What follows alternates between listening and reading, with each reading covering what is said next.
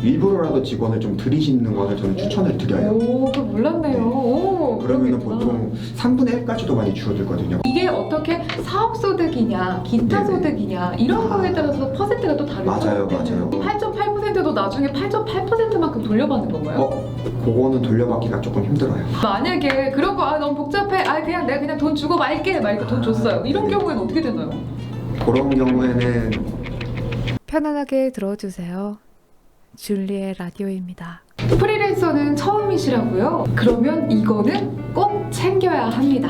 초보 프리랜서가 꼭 알아야 할 세금 내는 방법. 오늘 김누리 세무사님을 모셔서 이야기를 해보도록 하겠습니다. 안녕하세요. 네, 안녕하세요. 김누리 세무사입니다.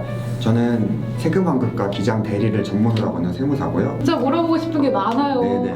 자리에서 많이 물어볼 거고요. 그리고 이 영상을 보시는 분들도 처음 하시는 분들은 꼭 많이 챙겨가시기를 바랍니다. 프리랜서도 결국에는 뭐 사업자를 내든 안 내든 혼자 일을 하다가 뭔가 외주를 맡기거나 다른 사람한테 일을 맡겨야 되는 그렇죠. 경우도 꼭 있거든요. 혼자 일을 하다 보니까. 네네. 근데 이런 경우에는 그냥 돈만 띡 계좌로 주는 게 아니라 또 다른 어떤 신고를 좀 해야 되죠? 물론입니다. 프리랜서 분들이 만약 다른 프리랜서 분들을 쓰신다면은 프리랜서 분이 그 회사로부터 돈을 지급받을 때 3.3% 떼고 받는 것처럼 네. 프리랜서 분들도 다른 프리랜서한테 돈을 줄 때는 3.3% 떼고 주고 네. 그 3.3%를 원천세라고 하는데 그 한 달치를 모아서 다음 달 10일까지 국세청에 신고를 해야 하고 납부를 해야 됩니다. 그 자료를 토대로 내가 이렇게 인건비를 지급했다 하는 증빙 자료가 되는 거예요. 그럼 그 3.3% 낸 거는 제가 나중에 돌려받는 아니죠. 다른 프리랜서 분한테 줄 거에서 뗐기 때문에 그건 그분이 돌려받게 되는 거죠. 그렇구나. 예를 들어 100만 원을 누구에게 인건비로 줬다. 네네. 그러면 거기서 3만 3천 원을 떼고 계좌 이체를 하는 건데 나중에 이분은 그 3만 네네. 3천 원을 받을 수 있는 네, 거예요. 그래서 나 왜 이거 33,000원 떼고 요것만 들어왔어 하고 그 상대편에서 물어봤을 때 네. 요거는 당신이 내년 5월에 신고할 때 돌려받을 수 있습니다. 이렇게 설명을 해주시면 되죠. 오, 그렇구나. 이걸 꼭 해야 하는, 이거는 꼭 필수인 거죠? 그럼요. 요거를 해야지 프리랜서 분들은 경비처리 할 게 너무 없는데 요런 거라도 있으면 정말 제가 가뭄의 단비처럼 너무 기뻐요. 요런 거 신고를 미리미리 하셨으면은. 그렇구나. 근데 만약에 그런 거 너무 복잡해, 그냥 내가 그냥 돈 주고 말게, 돈 줬어요. 이런 네네. 경우에는 어떻게 되나요?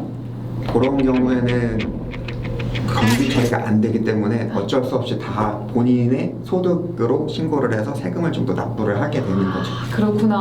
내가 세금을 더 내는구나. 네네. 그렇게 하면. 그리고 약간 그런 것도 있어요. 이게 어떻게 사업소득이냐, 기타 네네. 소득이냐 이런 거에 따라서 퍼센트가 또 다르죠? 맞아요. 많이 알고 계시네요. 네. 어떤 거죠? 사업소득과 기타 소득의 차이는 연속성이 있어요. 만약 자기가 이 일을 하고 계속해서 그걸로 돈을 받는다 싶으면 사업소득이고 그게 뭐 일회성, 이회성으로 그친다 싶으면 기타 소득인데 네. 사업소득으로 하게 되면은 3.3%만 떼어주면 되지만 네. 기타 소득으로 주게 되면은 8.8%를 떼고 주셔야 돼요. 그러면 그 받는 분 입장에서도 세금 신고가 달라져서 그 사업소득으로 줄지 기타 소득으로 줄지는 받는 분이랑 한번 협의를 하셔야 돼요. 선택할 수 있는 건가요? 네네네. 오. 왜냐하면 기타 소득으로 받게 되면은 300만 원까지는 분리과세라고 종합소득세가 누진세율인데 그거는 딱 20% 단일세율로 적용을 받아서 상대편이 소득이 많으신 분이라면 기타 소득으로 처리를 해주면은 굉장히 좋죠. 좀 헷갈려요. 좀 어려워요. 그럼 이 8.8%도 나중에 8.8%만큼 돌려받는 건가요? 그거는 돌려받기가 조금 힘들어요. 기타 소득으로 주게 되면은 조금만 내지만 돌려받기도 힘들다 이렇게 생각을 그럼 하시면 돼요. 웬만하면 사업소득으로 받는 게 낫네요. 그렇죠. 네네. 아무리 뭐 일회성이라도 네네. 사업소득으로 받는 것이 좋다. 고용인원이 20명 이하인 사업자는 그 원천세를 1년에 2번 신고. 맞아요. 그것도 하시고. 네. 네, 정말 많이 공부하고 오셨는데 만약에 자기가 고용하고 있는 인원이 연간 20명 이하라면은 네. 단기별 납부를 신청을 하실 수가 있으세요.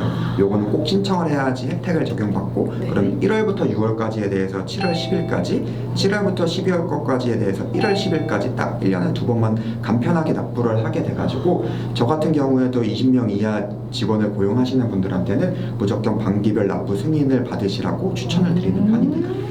그렇구나. 이런 것도 꼭 알아둬야 되는. 네. 그러면 또 질문 하나 드려볼게요. 만약에 제가 1일로 이렇게 외주를 줬어요. 근데 생각을 해보니까 아예 그냥 계속 직원을 두는 게 나을 것 같아. 뭐 이런 생각이 들었을 때는 네네.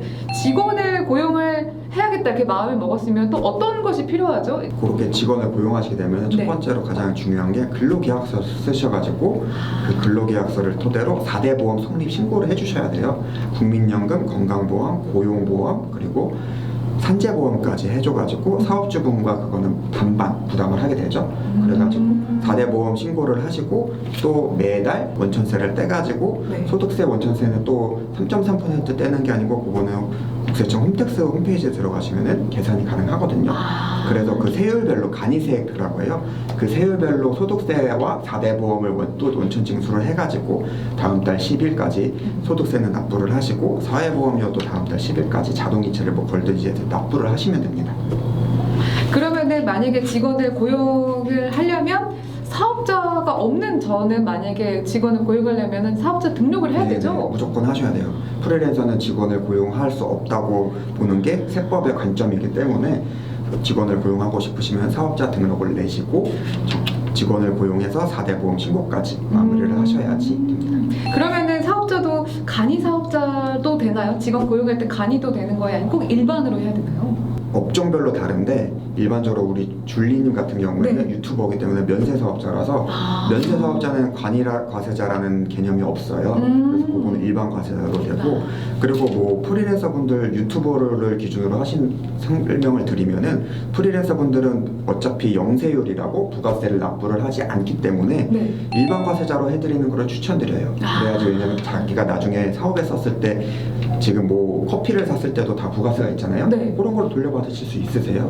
부가세 환급을 위해서는 일반 과세자로 등록을 하시는 게 좋죠. 그렇구나. 그러면은 직원 고용할 때 뭐 4대 보험 가입 이런 거는 어디서 이렇게 찾아서 하는 건가요?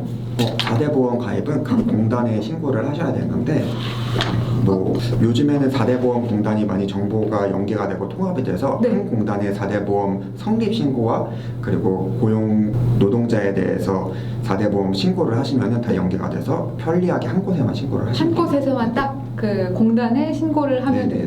사이트에서 바로 그냥 공인증서를 이용해서 사이트에서 바로 하셔도 되고 팩스로 접수를 하셔도 되고 방문 접수를 하셔도 됩니다. 방법은 여러 가지네요. 네네. 그리고 직원이 생기면은 이제 그 건강보험도 약간 달라지죠. 맞아요, 그렇죠. 맞아요. 직원이 생기면은 건강보험료가 지역가입자에서 직장가입자로 변환이 되는데 네. 직장가입자가 지역가입자보다는 조금 덜 내요 건강보험을. 그래서 웬만하면 내가 지역가입자로서 평소에 건강보험을 너무 많이 내고 있다 네. 싶으면은 일부러라도 직원을 좀 들이시는 것을 저는 추천을 드려요. 그거 몰랐네요. 네. 오, 그러면은 그러겠구나. 보통 3분의 1까지도 많이 줄어들거든요 건강보험료가. 그럼 굉장히 차이가 크잖아요. 월 한 10만 원, 20만 원 차이가 나는 거니까. 그런 경우에는 건강보험을 직장가입자로 해가지고 건강보험료를 줄이는 게 좋은 방법이다. 오, 그렇구나. 몰랐네. 좋은 방법이네요. 네.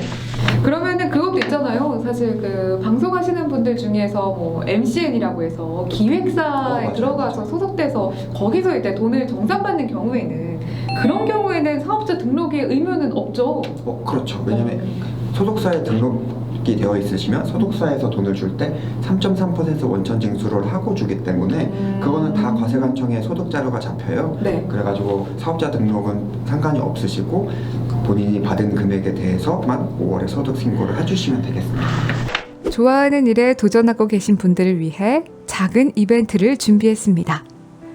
좋아하는 일에 어떻게 도전하고 열심히 일하시고 계신지, 일하면서 수입 지출 등 관리는 어떻게 하는지 정성스러운 댓글을 달아주시면 추첨을 통해 3분께 좋아하는 굿즈를 보내드리도록 할게요. 좋아하는 일을 지속할 수 있도록 매일 할 일을 체크할 수 있는 체크리스트 떡 메모지와 한 달의 수입 지출 관리를 한눈에 볼 수 있도록 만든 가계부 떡 메모지를 드릴게요. 많이 댓글 달아주세요.